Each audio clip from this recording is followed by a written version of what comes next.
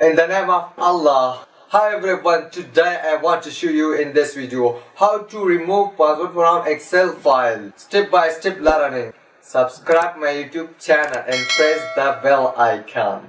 All is right, let's jump on the piece. So before I start, let me clear one thing. This only work when you know your password. For example, I have a password file here and each time I have to type this password to open this file. Okay. So I want to remove the password production. Okay. So just follow the easy step. First open Excel document, then go to File menu.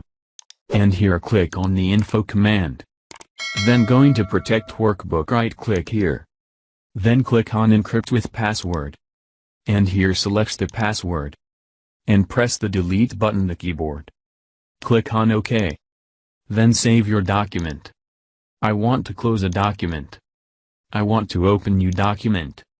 Now as you can see that document is now open. So in this way you can. How to remove password from Excel file. It's very easy simple way. If you liked this video, please hit the like button. And do subscribe to my channel for more updates. Thanks for watching guys.